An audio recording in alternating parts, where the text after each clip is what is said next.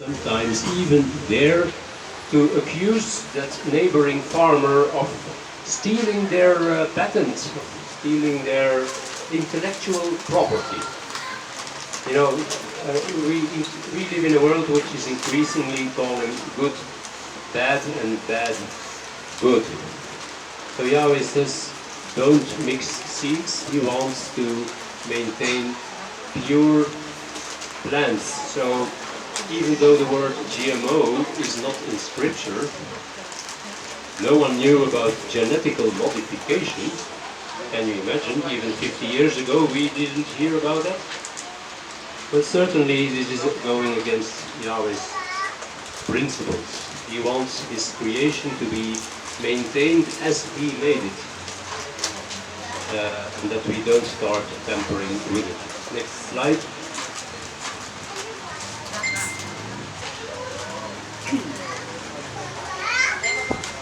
When you come into the land, do not eat the fruit of a tree for 3 years from the time it was planted, or it is uncircumcised.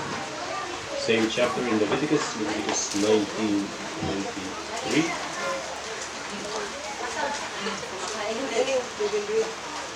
Okay, someone will read for us.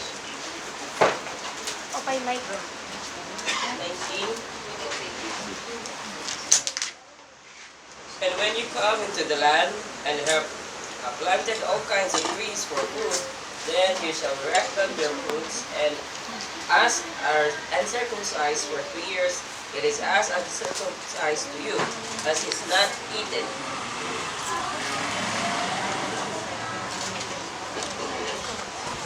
Well, I must admit, I was already keeping the feasts and the Sabbaths and so on. But then back in, I think, 1992, so that's already quite a few years ago, 28 years ago, someone planted a cherry tree in our garden. And quite frankly, I didn't know about this law, or I had forgotten about it. So I must admit that as soon as there were cherries on that cherry tree, I started eating it.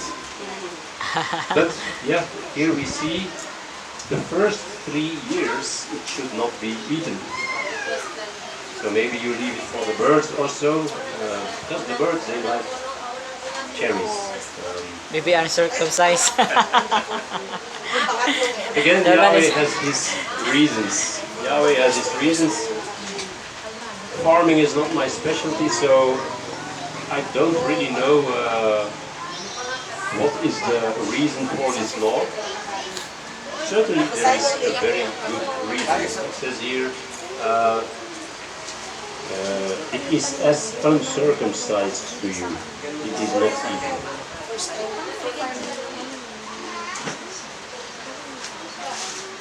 And as the next verse says, and in the 4th year all its fruit is Kodesh, is holy, praises to Yahweh. And in the 5th year, verse 25, you eat its fruit so that it increases its yield to you. I am Yahweh your Elohim. So here we see a reason so that it increases its yield to you. So Yahweh will bless you if you follow this law, this instruction, this Torah. There's always a blessing for obedience. Yeah. Next slide.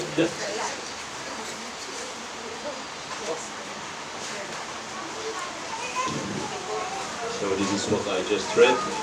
The fruit of fruit-bearing trees in the 4th year of their planting shall be sacred, Kodesh. Like the second tithe and eaten in Jerusalem.